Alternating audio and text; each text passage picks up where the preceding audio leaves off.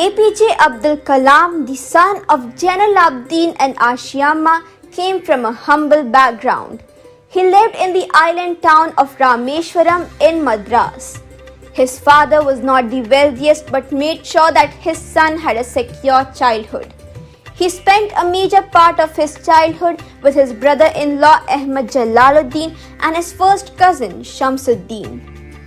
After the Second World War was over and India was free, Kalam was permitted to study at the district headquarters in Ramanathapuram, away from family. His father, though hesitant, later convinced himself and his wife. Appa, I have completed my elementary schooling. I must ask you to give me permission to study at the district headquarters in Ramanathapuram. I have heard that the Schwartz High School is very good. Son, I will permit you, but are you sure living in a far place all alone? Son, think again. There is no one close there.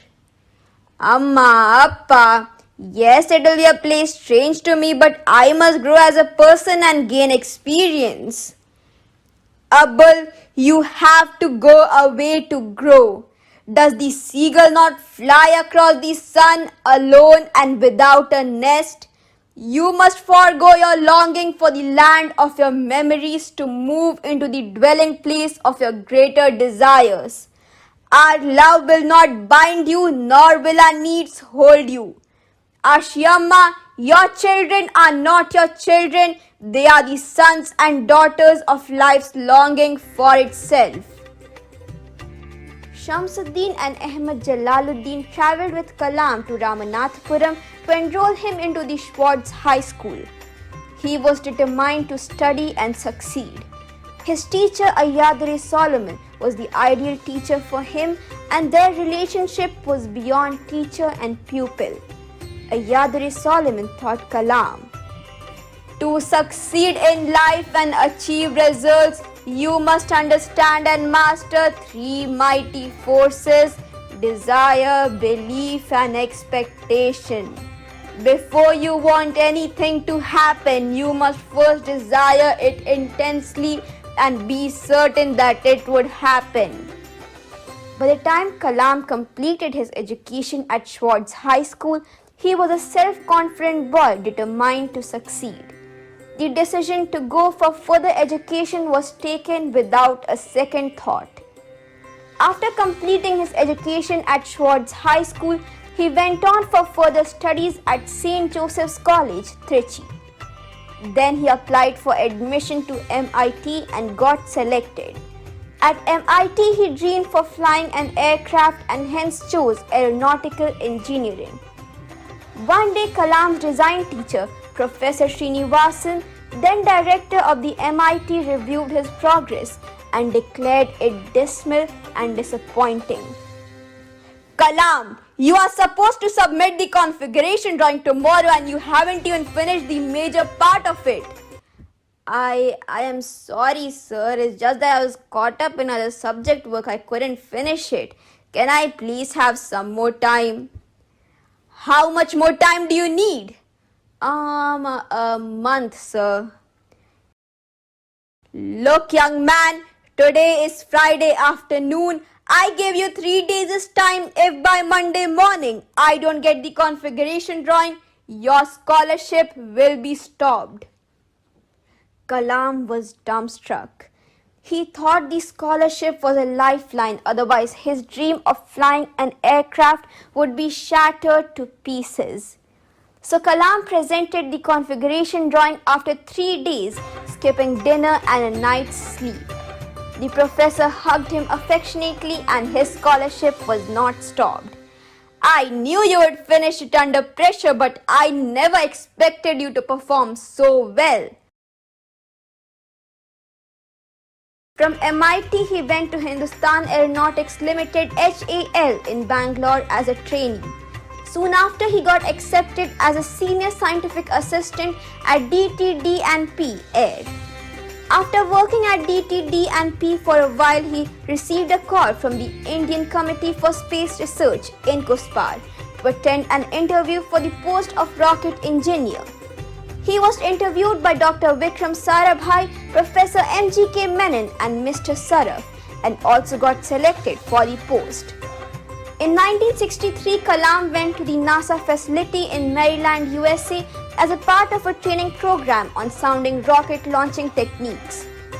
After that, he was chosen as the leader of the team to make India's own satellite launch vehicle, SLV. The first experimental flight trial of the SLV-3 was scheduled for 10th August 1979, and the first stage was a great success. However, the second stage was an utter disappointment. He was frustrated and disheartened due to this. He had lost all his confidence. It was Dr. Brahm Prakash who sowed the seed of confidence into him. Kalam started to build the second SLV-3 with regained confidence and sheer determination. Born in Lockhausen in the northern Rhine region of Germany in 1896, Ida Noddack-Neitachey was a German chemist and physicist. So, Madam Ida, what is it that made you pick this path of study? Well, since I did not want to be a teacher at all, and research and industry employed proportionally fewer physicists at that time, I decided to become a chemist, a decision that was welcomed by my father, who owned a small varnish factory in the lower Rhine region. Ida Taki entered Technical University of Berlin in 1915 and graduated in 1918 with a degree in chemical and metallurgical engineering. She was one of the first women in Germany to study chemistry, and she was also a part of the first generation of female students in Germany. Now, this story starts in 1984 when Ida began looking for empty slots in Mendeleev's periodic table along with fellow chemist Walter Noddack. The pair focused their entire energy on the 43rd and 75th element slots and approached it with Ida's unique yet intuitive perspective. Later, with the help of their fellow colleague Otto Berg, they began their search for the elements using X-ray spectroscopy and found success in a mineral called Norwegian columbite. Finally, in 1925, they were successful in their quest. Finally, we have found elements 75 and 43, the former being a last element with stable isotope. It is also not radioactive, while element 43 is the lightest element whose isotopes are all radioactive. But Walter, what are we going to name it? How about rhenium? But why rhenium? Because since you found it, it will be named after the Rhine River at your birthplace. Then we'll name element 43 Mesurium. And why Mesurium, Ida? Because since you found it, it will be named after your East German home. Though the pair were able to discover the presence of two new elements, it was essential to present samples because the scientific community pushed back on their publication. The two attempted to extract the sample from over 1,800 samples of different elements, but were successful in only extracting rhenium in high quantities, enough for verification. Despite the fact that Ida and Walter were the ones to discover the presence of 43rd element, the credit for its discovery was given to Carlo Perrier and Emilio Sega. We have finally created element 43. Congratulations, Sir Carlo and Sir Emilio, but could you please share how you have made it possible? We created it from a discarded piece of molybdenum foil that was from a cyclotron which had undergone beta decay using a particle accelerator. And what shall you name it? It will be called technetium. But it was me and Walter who were the ones who originally discovered the existence of element 43. And it is Mesurium, not technetium. But you weren't able to experimentally prove your thesis. Noddack protested, but the scientific community doubted her claims and it cost her her integrity. But it isn't just Mesurium for which Noddack deserves to be credited. I, Enrico Fermi, hereby claim that my paper proves the existence of transurium elements, for it is the product of nuclear fusion by the bombardment of uranium with neutrons. But Sir Enrico, my papers here state the exact opposite of yours. that is, bombardment of uranium with neutrons will produce smaller nuclei, this being the main principle of nuclear fission. That is ridiculous, stated the scientific community and the then leading German scientists like Otto Hahn. But in 1938, Otto Hahn and his assistant Fritz Strassmann demonstrated this to be the case. Sir Otto Hahn has won the Nobel Prize in Chemistry for his discovery of the fission of heavy atomic nuclei. Thank you. Oh, come on, not again. I was the one who came up with this thesis. But you weren't able to experimentally prove your thesis again. Noddack again protested that the idea was hers, but to little avail. Her failure to confirm her ideas experimentally in the case of both mesodium and nuclear fission had cost her the credit for these world-changing discoveries. A discovery is recognizing something that already exists for the first time that nobody has found before. An invention is creating something totally new with one's own ideas in development. It's innovated from the ideas and experiences of the individuals, thus making inventions unique. Honorable chief guests and my dear friends, I'm extremely honored to present the story of Alice, a child with curiosity, and her brother Ace, who made us remember the remarkable invention in physics, Raman effect, by India's greatest scientist, C.V. Raman. Let's enjoy. Good morning, sir. Good morning, children. Today, we shall learn about Raman effect, which made India proud around the whole world. Raman? Is it the name of a person? It sounds like a familiar person. What did he do? This is the phenomena of scattering of light particles discovered by the eminent physicist C.V. Raman. He received the Nobel Prize for this discovery. In 1986, asked the government of India to celebrate 28th February as National Science Day. Sir, could you please tell us more about C.V. Raman? Alright kids, today we will discuss about C.V. Raman. C.V. Raman was born at Tiruchirappalli, southern India on November 7, 1888. His father, Chandrasekhar Ramanath Iyer, was a lecturer in mathematics and his mother, Parvati Ammal, was a housewife. He entered Presidency College Madras in 1902 and won the gold medal in physics. C.V. Raman was an intelligent and brilliant student since his earlier childhood. At the age of 11, he passed the matriculation exam and at 12th class at the age of 13 with a scholarship. Raman moved to the Indian Institute of Science in Bangalore in 1933 to become its first Indian director. In 1922, he published his work on molecular diffraction of light. In 1954, the government of India honored him with the Bharat Ratna. Raman died due to a cardiac arrest on November 21, 1970 at the age of 82. Today was a wonderful day at school. I have learned everything about the great scientist C.V. Raman. Scientists and their inventions. I just hate it. They made me difficult to by heart thousands of theories. Ace, don't learn science just by hearting. I don't think it's possible in my life. Brother, it's working. Brother, I have made a Newton's disc of my own and it's working. Oh no, I'm not interested. I have to by heart Raman effect for physics class test. If I have ever made any valuable discoveries, it has been owing to patient attention than to any other talent. I haven't failed. I have just found 10,000 ways that won't work. Ace, wake up. Let's explore facts. Wake up, Ace. Wake up. Get ready for the morning walk. Brother, come fast. Let's observe the nature and enjoy the beauty.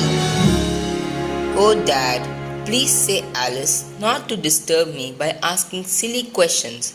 I'll forget everything what I have studied. Brother, my science teacher always says to investigate things and learn the facts. I love science. Dad, look at the sky. It looks awesome today. Brother, could you tell me why does the sky appear blue during the day and orange red during the sunset? Oh, start it. Yes, haven't you studied about scattering of light? Yes, Dad, I studied it yesterday night. Let me try the process of... Well, the blue color of the sky is because of scattering of light. The particles found in the atmosphere have the ability to scatter solar radiations in all directions. Dad, but why the different colors? Daytime blue and evening during the sunset, orange and red? Can't it be yellow or green? Hi, how are you? Hi, I'm fine. What about you? I'm good. By the way, are you prepared for today's quiz on scientists? Yes, I'm always prepared. Oh, okay. Let me ask you a question. Who was the first to invent aeroplanes? Well, the Wright brothers, of course. What a simple question. Well, it was indeed the Wright brothers who invented the first manned airplane in 1903.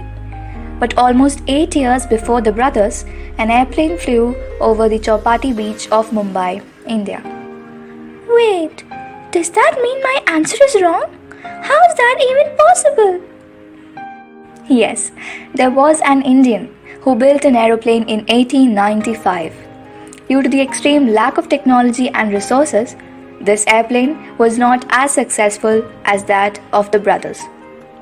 This is the story of Shivkar Bapuji Talpare, remembering the unsung heroes of India during the 75th Independence Year celebrations. In 1864, Mumbai, or Bombay as it was called then, was still under the rule of the Britishers. The educational and economic progress of the city began with the company's military successes in the Deccan. Bombay was on its way of becoming the financial and commercial capital of India and one of the most populous cities in the world.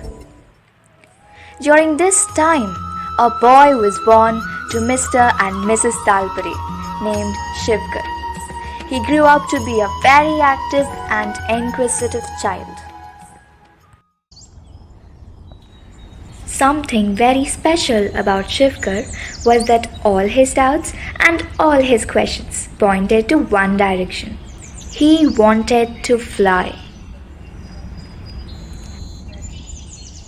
Kaka, why is the sky blue? Huh?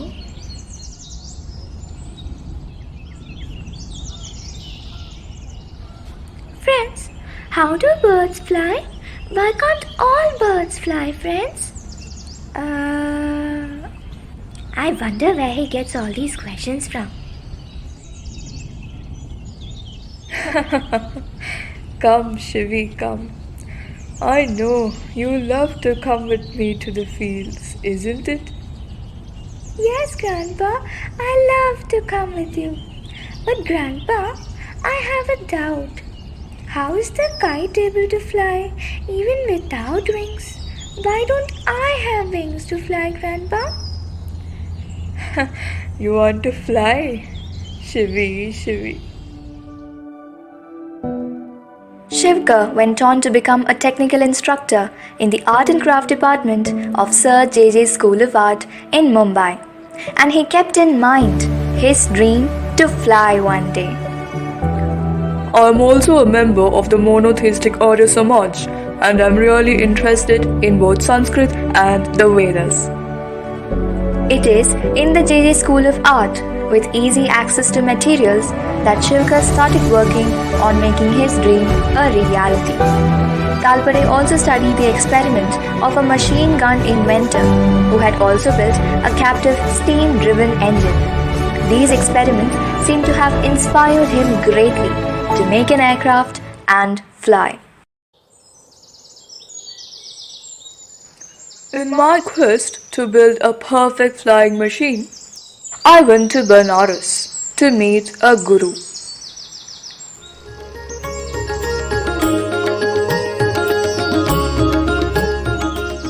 The guru gave me a code. 4121. 4121. That kept me confused for a while, but later on it helped me understand that mercury is the best fuel for my engine, since the word for mercury in Hindi is para, which looks very similar to the number 4121. On getting this much awaited information, Talpade started working hard, day and night, to fulfill his dream.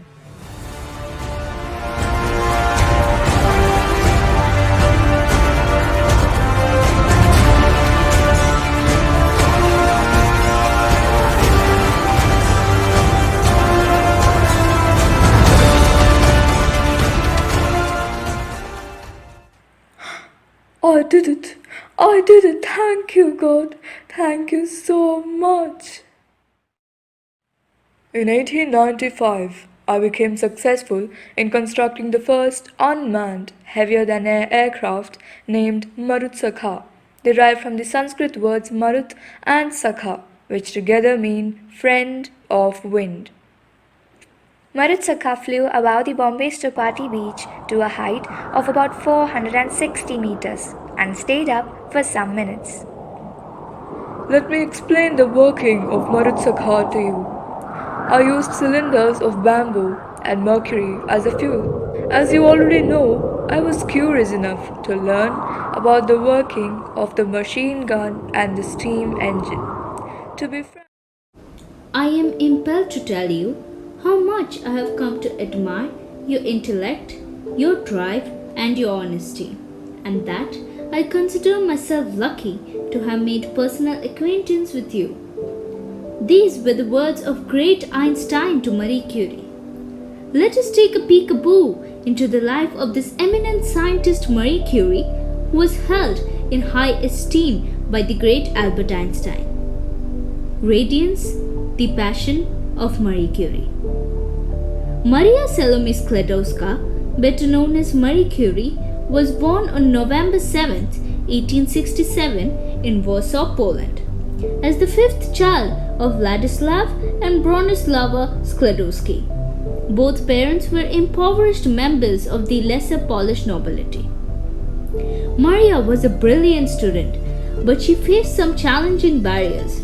As a woman, she was barred from receiving higher education. So, in an act of defiance, Marie enrolled in a floating university, a secret institution that provided clandestine education to Polish youth. By saving money, working as a governess and tutor, she was able to move to Paris to study at the reputed Sorbonne. She acquired a degree in both physics and mathematics. In Paris, Marie met the physicist Pierre Curie, who shared his lab and his heart with her. But she longed to be back in Poland. Upon her return to Warsaw, though, she found that securing an academic position as a woman remained a challenge. All was not lost, as back in Paris, the lovelorn Pierre was waiting, and the pair quickly married and became a formidable scientific team. Another physicist's work sparked Marie Curie's interest. In 1896, Henri Becquerel discovered that uranium spontaneously emitted mysterious X-ray-like radiations that could interact with the photographic film. Becquerel believed that the uranium salts were having an unusual chemical reaction with something in the atmosphere, but Marie believed that it was something else. In order to help her with her work, Pierre shared his quadrant electrometer, which is capable of measuring precisely the tiny amounts of electric charge present in a material.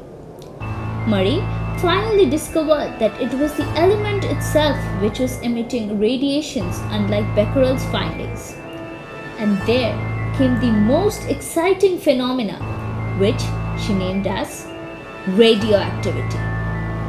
Murray found out that the radiation was coming from something fundamental within the atom of each element. The idea was radical and helped to disprove the long-standing model of atoms as indivisible and stable objects. During her research, she was intrigued by pitchblende, the ore of uranium, as its activity was far more superior to that of pure uranium. She believed that there was something in the mineral which was more radioactive than uranium. This curiosity led to the discovery of two new elements, polonium, which was named after Mary's native Poland, and radium, the Latin word for ray. In 1902, Curie had extracted 1 by 10th gram of radium from 4 tons of pitchblende, which was an incredible feat at that time. Pierre and Marie revealed their discovery of the two new elements and the phenomena of radioactivity to the scientists at Sorbonne. She boldly told all the eminent scientists present there that they had fundamentally misunderstood the atom. Later that year, Pierre Curie and Henri Becquerel were nominated for the Nobel Prize in Physics, but Marie was overlooked. Pierre took a stand in support of his wife's well-earned recognition and said, "If there was a Nobel Prize to win, I would rather win it with Marie for her contribution." And so, both of the Curies and Henri Becquerel shared the 1903 Nobel Prize. Curie was awarded this for her incredible work about radioactivity. This made Marie Curie the first female Nobel laureate. Well funded and well respected, the Curies were on a roll. But tragedy struck in 1906 when Pierre was crushed by a horse-drawn cart as he crossed a busy intersection. A devastated Marie immersed herself in research and took over Pierre's teaching position at the Sorbonne. She became the school's first female professor. Her solo work was fruitful. In 1911, she won another Nobel Prize. This time, it was for chemistry, for her earlier discovery of the elements polonium and radium, and the extraction and analysis of pure radium and its compounds. This made her the first and to this day the only person to win Nobel Prizes in 2 different disciplines.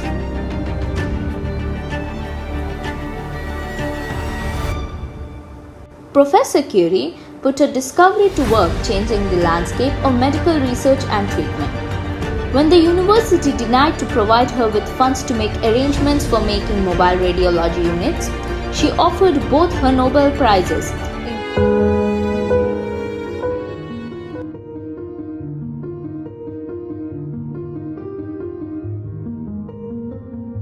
Good morning, students. Good morning, sir. Everyone, please settle down and open your science books. Today, we are going to learn about flowers. I hope you're all excited to jump into the world of flowers. Yes, sir. Very excited. Good, I like the spirit. So first, I'll start with pollination. There are 2 types of pollination. The first one is cross-pollination. And the second one is...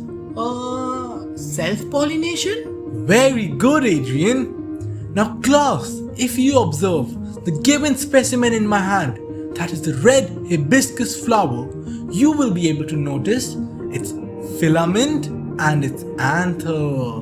Whoa, what a beautiful flower. Now class, before I start my lesson, I want to inform all of you about an upcoming science exhibition. All those who are interested can give me their names after class. Adrian set up his mind for the exhibition. Oh, what a clear sky. The breeze hitting me on my face. The smell of fresh flowers. Isn't this all just so relieving? It's wonderful. That's how the different colors of nature are syncing so beautifully together.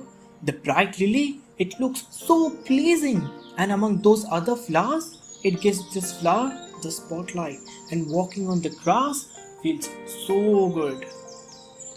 Only God knows how his marvelous creations exist. Well, it's pretty rudimentary. Cross pollination? What? Brother, it is a process through which different plants. Wait a minute. Whoa, is that a hibiscus flower? Yes, it is the same one which Sir told us about. Brother, come here, look at this. The anthers and filaments coming out. This is such a wonderful flower. Maybe I could get a few ideas for the exhibition. I will take this one home. Adrian researched about the flower and came up with an intriguing experiment for his science exhibition.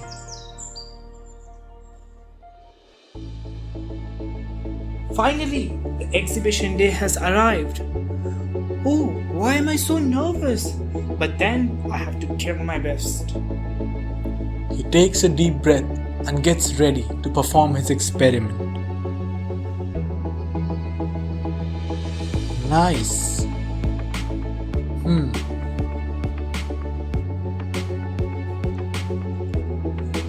Good.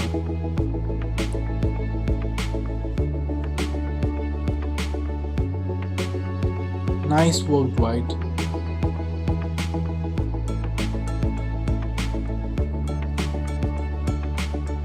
Good morning, Adrian. What's your experiment about? Good morning, sir. I will be showing you an experiment on how to achieve cross-pollination in flowers manually. First, I will take the hibiscus flower and cut off the anthers from it. And then I will take the pollen grains from lily and manually put them in the hibiscus, hence achieving cross-pollination manually. Very good, Adrian. Keep it up.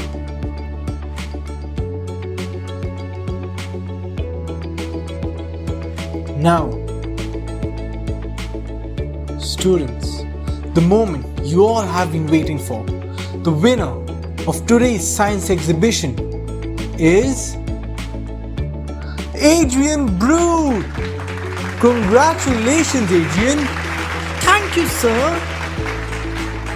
Adrian, I was wondering what led you to this inquisitive idea for your experiment. I got inspired by Gregor Mendel, the father of genetics, who performed a similar experiment. This moment was Adrian's turning point. After this, he was fully devoted to his passion to become a biologist. He grew up and was only a steps away from his aim, from his goal. He seemed to have many obstacles in his path, but he tackled them and blossomed out to become a better man. And that's what success is, isn't it? Thank you, sir, for giving me a room full of opportunities to illuminate a path I never thought I'll ever struck upon. Thank you for making me the man I am today. Ah yes, this little beautiful thing, that red hibiscus flower that sparked me into... Hello, Jenny. Good evening. Where are you going? Good evening, Professor. I'm going to the museum block. Oh, I'm also going to the museum block. Then come, we shall go together. Professor, in which school do you study? The King's School. Professor, yesterday I read an article on Sir Isaac Newton and got interested to know more about him. Yeah, sure, my child. I shall tell you all I know. Sir Isaac Newton was an English mathematician, physicist, astronomer, theologian, and author who is widely recognized as one of the greatest mathematicians and most influential scientists of all time. Oh, and then? Okay, my child, don't hurry. I shall tell you all I know. Sir Isaac Newton was born on 25th December 1642 at Woolsthorpe, Lincolnshire. His father had died 3 months before his birth. When Newton was 3, his mother got remarried and left Newton in his care of his maternal grandmother. He studied in King's School from 12 to 17, which taught him Latin, Greek, and probably foundation of mathematics too. His mother removed him from school to make him a farmer, an occupation he hated. The schoolmaster of King's School, Henry Stokes, persuaded his mother to resend him back to school, and he was the person who identified Newton's intellect in initial stage to be a future scientist. Newton would busy himself in making toys and wood models of different kinds. In 1661, Newton joined Trinity College, and he was the eldest of all. So, Professor, Newton had to undergo a lot of difficulties as a young child, isn't it, Professor? Yes, dear. Due to the Great Plague, Newton was at home temporarily for 2 years, and he started getting interest for mathematics, physics, optics, and astronomy. It's just like a school building close to pandemic, isn't it, Professor? Yes, dear. Newton laid foundation for differential and integral calculus and binomial theorem. In 1669, Newton was recommended for location professorship. Newton's first work as a location professor was on optics, for which he had reached a conclusion that white light is not simply entity, but when Newton passed a thin beam of sunlight through a glass prism, a spectrum of 7 colors were formed, which were duly noted by a great intellectual. He also believed that chromatic aberration was present in glass lenses, and he built the first ever reflecting telescope. Newton was elected as a Fellow of the Royal Society after donating a reflecting telescope. Newton published his books on optics, in which with his experiments and discovery of heterogeneous corpuscular nature of white light. Do you know, Newton was inspired to formulate his theory of gravitation by watching an apple fall from a tree. Oh really, Professor? I would like to know more about it. Can you please explain? The story goes that one day, Sir Isaac Newton was puzzling away, thinking about the planets sitting under an apple tree. The apples are ripe, and you know what happened? One fell on his head. Ouch! That must have hurt him badly. Yes, but actually, we aren't sure if it did fall on his head or just beside him. So Newton watched the apple fall, and he thought about the force pulling it down to the ground.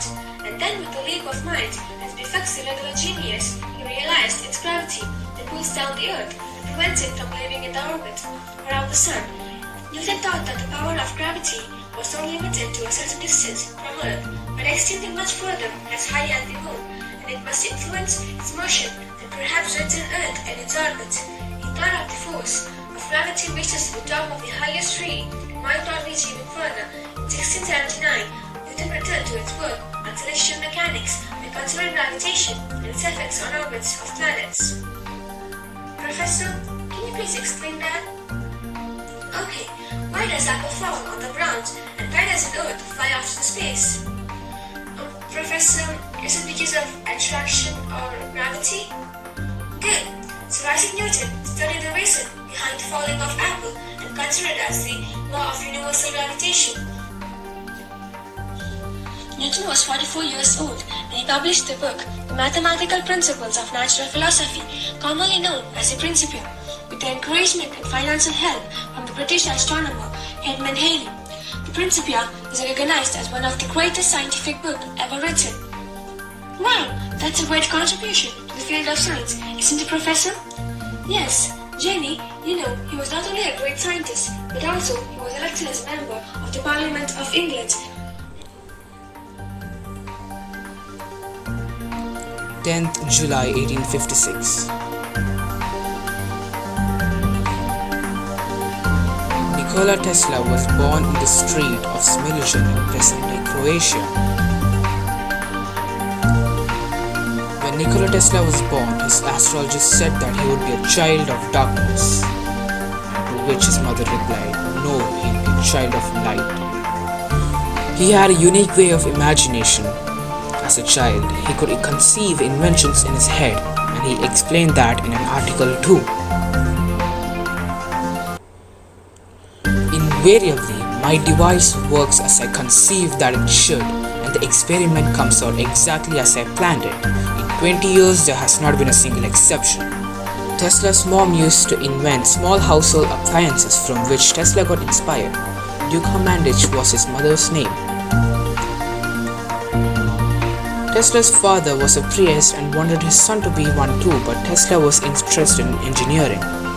Later on, he went to study in Austria at the Technical College of Graz, where he is said to have worked from 3 am to 11 pm. His professors were worried that he would die from exhaustion. Tesla could perform calculus in his head and also spoke 8 languages.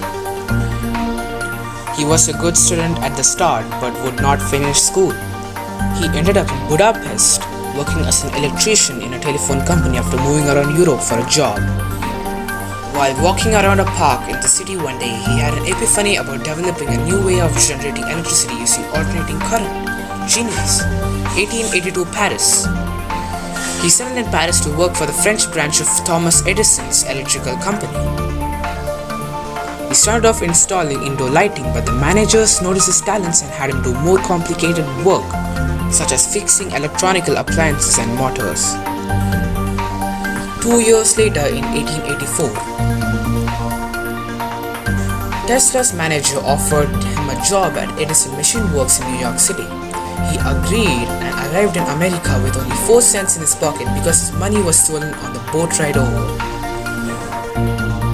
Tesla initially had a good impression of Edison. Edison also had a good impression on Tesla, later saying that, "I have had many hardworking assistants, but you take the cake, Tesla." This mutual admiration didn't last. The two men disagreed over how electricity should be contained and delivered. Edison preferred direct current, which is a system where the electric charge only flows in one direction, while Tesla was a fan of alternating current, in which the electric charge changes direction periodically. Tesla quit the job and started his own company, but lost it because the investors showed little interest. After losing his company, Tesla had to take a job digging ditches for $2 a day just to survive. But his fortunes would change. In 1887, Tesla invented an induction motor that ran on alternating current. The motor was the most efficient way to convert electricity to mechanical power. American Institute of Electrical Engineers, 1888. He patented the motor and showed it off the following year at the American Institute of Electrical Engineers. That caught the attention of George Westinghouse, a major player in the electrical market, who realized Tesla's AC motor might just be what they needed to compete against Edison's DC system. So Tesla licensed the patents for AC motor to Westinghouse for $60,000. A lot of good things were happening Westinghouse and Tesla. They underbid Edison and his newly formed company General Electric to illuminate the world's Columbian Exposition in Chicago in 1893. Their success continued when they beat out Edison's General Electric again to build the world's first alternating current power plant in Niagara Falls. The hydroelectric power plant was a massive success and helped light up Buffalo, New York. The building of this plant also meant Tesla became a pioneer in renewable energy. His statue can be found at Niagara Falls today. Westinghouse and Tesla won the war of currents, but there were problems. Westinghouse's company was running out of money and eventually went $10 million into debt. 1897. Westinghouse went to Tesla and asked if his royalties could be reduced in a desperate attempt to save the company. Tesla was so compelled by compassion for his friend that he ripped up his contract. He was grateful to Westinghouse for believing in him when no one else would. Had he held on those royalties over time, he would have likely become the wealthiest person on the planet. This act of compassion saved Westinghouse, and in return, Westinghouse paid Tesla $60 million. This was his period of many inventions. He held over 300 patents in his lifetime. He created an early version of neon lighting, pioneered X-ray technology, and the Tesla turbine, a bladeless turbine for vehicles. The invention that stood out was the invention of a radio-controlled boat, 1898. He controlled a miniature boat at Madison Square Garden in New York. It was so far ahead of its time that the crowd thought he was using magic to make the boat move. That would be the ancestor to today's remote-controlled drones and boats. One of his well-known inventions is the Tesla coil, a device that can produce large amounts of high-voltage electricity. Because of the coils, he discovered he could send and receive powerful radio signals when they resonated at the same frequency. He was Welcome to my puppet show, The Beagle. Now let's peep into his life journey.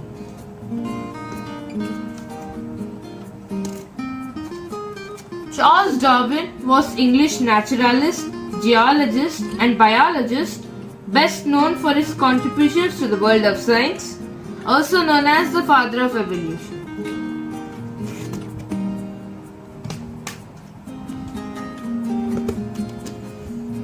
Darwin was born into a wealthy family in the year 1809.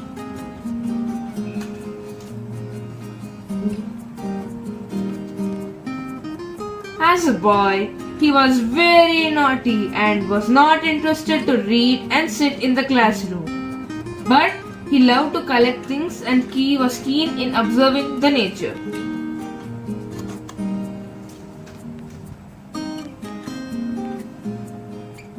His dad wanted him to be or a priest or a doctor and always used to show the strict gesture towards him. Charles, you never listen to me. Go to university and become a doctor like me. Understood?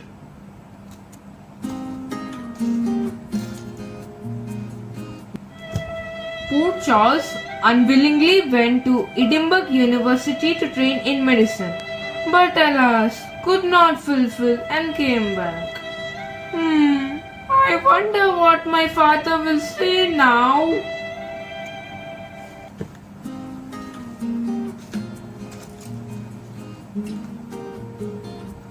Charles had to move to London, and while studying at Cambridge University, he met a professor named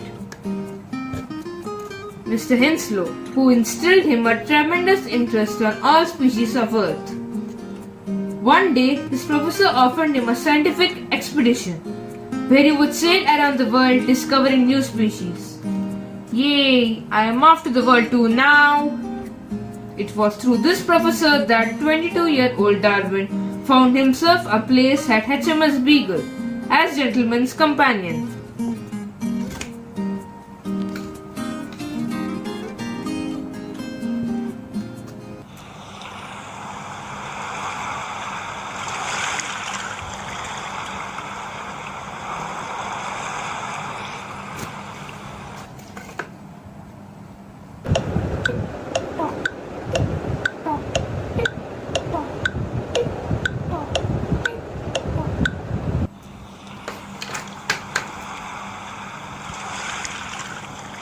On the 5-year world trip around the world, HMS Beagle traveled over South America, Africa, Australia, islands of Indian Ocean and the Galapagos Island.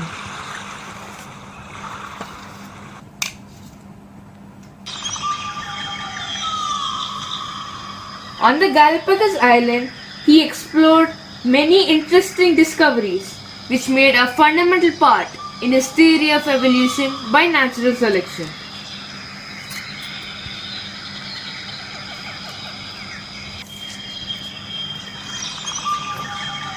Darwin proposed that evolution by natural selection is the process by which species are generated over thousands of generations. For instance, mammals continued adapting to apes, to gorillas, to chimpanzees, and eventually to human beings.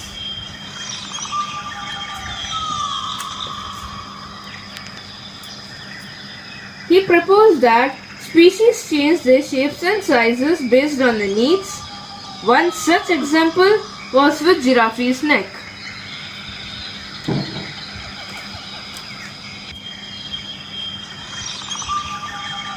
Darwin found that finches varied in their beak size depending on their diet and the place they inhabited.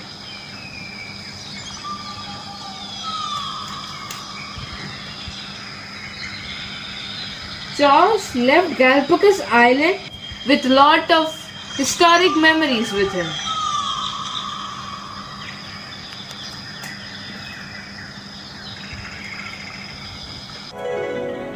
Charles, in 1838 was happily married to his cousin Emma and continued to make some new inventions.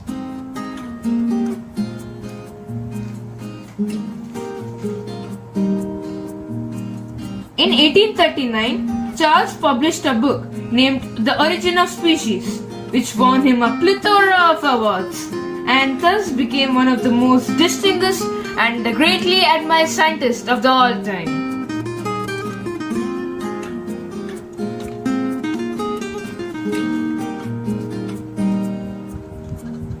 And today, I'm going to narrate a story about an incredible woman scientist.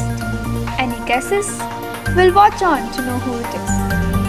It all started on 7th November 1867 when a little girl was born in Warsaw. She was the youngest of the 5 children. Her parents were both teachers, but unfortunately, at the age of 10, she lost her mother due to tuberculosis, after which, though being a small child, she responsibly took after her father. This young girl had a bright and curious mind. She even excelled at school. But unfortunately, she could not attend the University of Warsaw as it was a male-only university. But this girl did not give up and pursued her education in Warsaw's floating university, which was set underground, where classes were held in secret. She and her sister were very ambitious and dreamed of going abroad to earn their degree, but struggled as they lacked financial resources. Even though there were so many obstacles her way, she made a deal with her sister, stating that she would support her while she was at school by working as a tutor to give her financial aid and requested to return the same favor. Finally, in the year 1891, she made her way to Sorbonne in Paris. She was studying very hard, but this dedication had a price to pay. Due to the financial struggle, she survived on buttered bread and honey, which led her to health issues and poor times. In 1893, she completed her master's degree in physics and gained another degree in mathematics the following year. After graduating from Sorbonne, she received a commission to perform a study on different types of steel and magnetic properties. On 26 July 1895, she was married to a French physicist who put aside his own work to aid her in her research. They were a scientifically dynamic duo who completely devoted their time to research. After constant effort, their work paid off, and they discovered radioactive elements polonium and radium while working with the mineral pitch blende. In 1897, she welcomed her first daughter. In 1903, when French Academy of Sciences nominated her for the Nobel Prize for her collective discovery on radioactivity to Swedish Academy, they refused to acknowledge and mention her name due to male domination. After the efforts taken by a maths professor in the member committee who recognized her work, amendments were made to include her name for the Nobel Prize. She was the first woman to win a Nobel Prize as well as the first person, man or woman, to win the prestigious award twice. She remains the only person to be honored for accomplishments in 2 separate sciences. After which, in 1904, she had her second daughter. Within 2 years, she had an unfortunate loss. She lost her husband due to an accident. Despite her tremendous grief, she took over his teaching post at Sorbonne and became the first female professor in the institution. After her husband's death, she found victory in the development of X-rays. Her revolutionary idea created the field of atomic physics. She coined the word radioactivity to describe the phenomena that the uranium rays remain constant no matter the condition or form of the uranium. Around this time, she joined with other famous scientists including Albert Einstein and Max Planck to attend the first World Congress in Physics and discuss the many groundbreaking discoveries in their field. After the First World War broke out, she devoted her time and resources to help the cause. She expertised in the use of portable X-ray machines in the field, and this medical utility received the nickname kept after her name. After the war, she still did not give up and wanted to advance her research. She travelled to the United States twice to raise funds to buy radium and to establish a radium research institute in Warsaw. Later, her first daughter followed in her mother's footsteps, winning the Nobel Prize in Chemistry in 1935. In 1937, her second born wrote the first of many biographies devoted to her famous mother, which became a film a few years later. She died on July 4, 1934, due to the aplastic anemia, which is believed to be caused by prolonged exposure to radiation. This inspiring woman scientist made many breakthroughs in her lifetime. She is remembered as a leading figure in science and a role model for women, not only for her achievements in the field of science, but also for balancing her family life, raising two meritorious daughters. She has received numerous posthumous honors. There are several educational and research institutions named after her. This talented, famous, ambitious, hardworking, impressive and remarkable woman scientist is none other than... Hi children, I am Robert Hooke and today I will take all of you for a journey along my day. As a scientist, I get to make so many discoveries. Now we should get ready to go to the lab. Just give me a minute and I will be right back. Here I am. Let's go to the lab.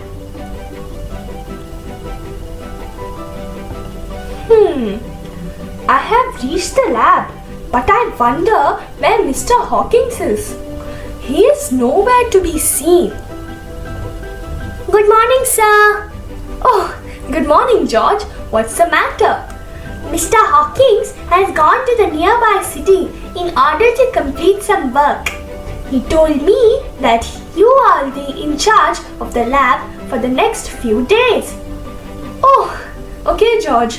Thanks for the information. I hope he has a safe journey. You're always welcome, sir. I was waiting for Mr. Hawkins to give me some details regarding what I must do. But now that he's not there, I should try out the new microscope. Do you know, children, that it recently came out? It was discovered by my dear friend Anthony van Leeuwenhoek. He is a genius man, I must say. Anyways, what must I observe under the microscope? Ah! What's that? It's a cork. I wonder what it looks like under the microscope. I must check it out. Wow, it resembles small compartments. Who must have known that there were so many small compartments under a cork? I must present this to Mr. Hawkins when he returns. But before that, I must name it. Small rooms. Oh yes, cell. It is just the perfect word. It resembles a monastery too.